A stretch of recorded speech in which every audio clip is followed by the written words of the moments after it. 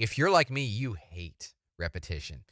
We want to do everything we can to automate this. And as Adobe Commerce expert practitioners, we have these tricks up our sleeves to be able to avoid repetition or really ultimately do things the right way.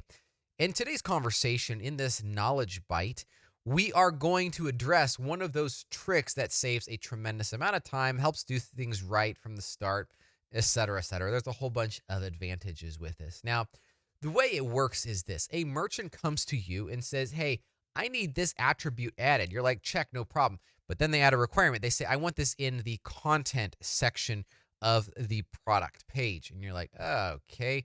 Well, typically speaking, you kind of have to drag and drop things around to get this done. And they say, yeah, but ultimately I have 50 attribute sets, and adding it into each one of these 50 attribute sets is just a nightmare. So can you help me out with that? That is where today's knowledge bite question picks up. Check this out. Check it out. You are tasked with creating an attribute in a data patch and assigning it to a specific attribute group. After writing the code below, you notice that the attribute is being assigned across all groups. Here is the attribute code. So we have some answers here.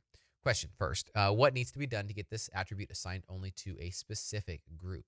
And ultimately, as part of just as a clarification, being assigned across all groups, meaning in the general group, and so it's you have no control over where this is actually assigned.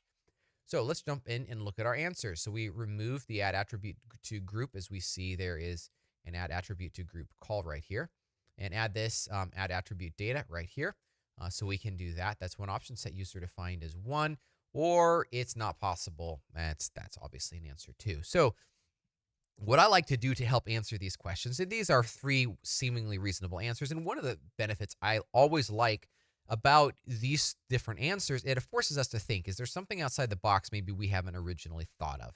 What else could we do in this type of a situation? So what I am ending up doing this time is I am taking a addAttribute call, and I am running it, and we're going to figure out how this works. So ultimately, I've made it work, and I'm going to jump to that conclusion and walk you through why this works in the way that it does. All right, so here is my computer screen. We have eavSetup addAttribute. Notice we are using a data patch. I'm always surprised to still get into code bases and find us using upgrade data class. Nah, that's just not, we don't use that anymore. All right, pretty standard stuff you're probably already used to seeing in this type of a situation. So one thing just to note is I have this group right here. Now, ultimately, I am jumping ahead when I show you this. So ultimately now you can cancel out and stop watching this video, but take a look at this. Here's our addAttribute, and this is where walking through the Adobe Commerce code just really helps. So what I click into here and I find this line right here.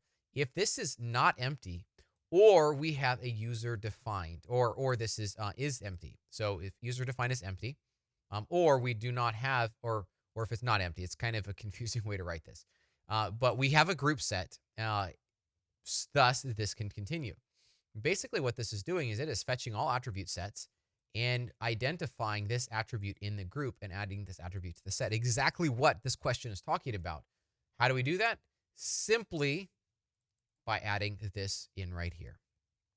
By specifying a group, it triggers this whole set of code right here, finding the attributes. Oopsie, I think I just moved some code around. Creating this attributes, or finding this attribute group, etc. Did I make more changes? Yeah, I still did make changes. There we go. Ultimately, pulling all this together inside the attribute set and this specific group. Thus, we have the answer to our question. So, if you are curious, the answer to the question is found right here. We are going to specify. We're going to remove addAttributeToGroup. We're going to have the group is set to this group ID. Now, one thing to note is it does not have to be a integer. And that might be something slightly misleading in our question, is the group ID value, the type is not set on that. So in this case, the group ID was set to be a string constant, probably better to move it out into an actual constant. But ultimately, it's going to look that value up in the database. So having it set to a string, not a bad idea, just the name of this group. And then we are able to get this to work as expected. So there is your answer video for this week. It will save you a lot of time and make you look like a hero to the merchants that you're working on their website.